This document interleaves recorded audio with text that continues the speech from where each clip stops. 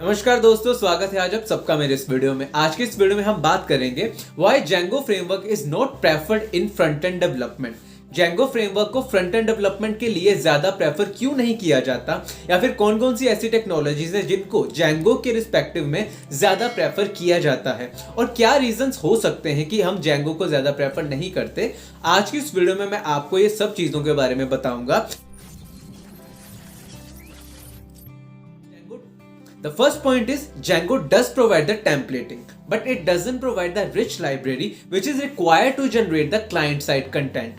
Django templating तो provide थोड़ी बहुत करता है, लेकिन वो हमें उस तरह की फंक्शनैलिटी या फिर उस तरह की लाइब्रेरीज प्रोवाइड नहीं करता जिस तरह से बाकी सारे फ्रेमवर्क्स प्रोवाइड करते हैं। जैसे कि अगर मैं जावास्क्रिप्ट के फ्रेमवर्क्स की बात करूं, रिएक्ट, एंगुलर या Vue.js, उनमें जिस तरह से हमें वेब डेवलपमेंट करी जाती है, जिस तरह से भी फ्रंट एंड डेवलप किए जाते हैं, वैसी सारी फंक्शनैलिटी हमें Django में देखने को नहीं मिलती। ये वन ऑफ द डिसएडवांटेज होता है Django का। अभी आप अगर Django में भी काम करेंगे तो आपको भी खुद रियलाइज होगा कि Django में भी जब आप फ्रंट एंड डेवलप करोगे, वहां पे भी HTML, CSS और मोस्ट प्रोबेबली जावास्क्रिप्ट का यूज किया जाता है। तो इन दी एंड आपको जावास्क्रिप्ट सीखनी ही पड़ती है, लेकिन जावास्क्रिप्ट Django में उतनी ज्यादा फंक्शनैलिटी ऐड नहीं करवा पाती जिस तरह से वो रिएक्ट, एंगुलर या फिर Vue.js में प्रोवाइड करती है।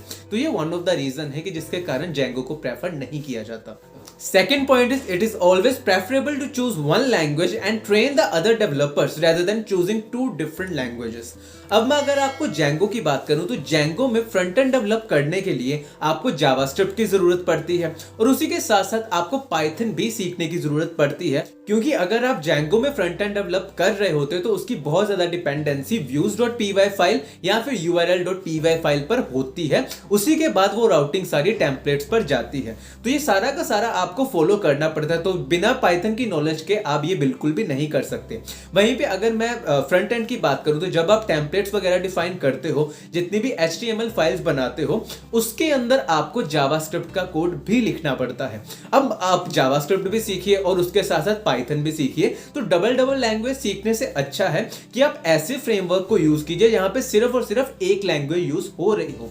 तो जावास्क्रिप्ट अगर आप यूज कर रहे हो तो जावास्क्रिप्ट के साथ साथ उसके जितने भी फ्रेमवर्क हैं, जैसे कि रिएक्ट हो गया, एंगुलर हो गया या फिर Vue.js हो गया, तो लोग उसको ज्यादा प्रेफर करते हैं, क्योंकि दो लैंग्वेज सीखने से ज्यादा अच्छा होता है एक ही लैंग्वेज में काम करना। उसके अलावा जो फंक्शनैलिटी हमें Django के द्वारा बैकएंड में मिलती है, वही फंक्शनैलिटी हमें जावास्क्रिप्ट के जरिए Node.js में भी मिल जाती है। तो एक जैसे आपने सुना ही होगा, आजकल बहुत ज्यादा बूमिंग पर टर्म्स चल रही हैं, मेन स्टैक और मर्न स्टैक। ये दोनों स्टैक जो होते हैं वो जावास्क्रिप्ट पर ही बेस्ड होते हैं। तो अगर आपको जावास्क्रिप्ट की नॉलेज होती है तो आप मर्न और मीन स्टैक दोनों में जाके कोलैबोरेट कर सकते हो, आपको दोनों की नॉलेज हो सकती है। लेकिन अगर आप Django में जाके फ्रंट एंड डेवलप करोगे तो आपको दो लैंग्वेजेस की जरूरत होती है, one is Python and other one is JavaScript. तो ऑब्वियसली जिसमें एक लैंग्वेज का यूज हो रहा होता है आप उसी को ज्यादा प्रेफर करोगे। तो इसलिए जनरली लोग रिएक्ट, एंगुलर या फिर Vue.js को ज्यादा प्रेफर करते हैं as compare to Django when it comes to the front-end technologies.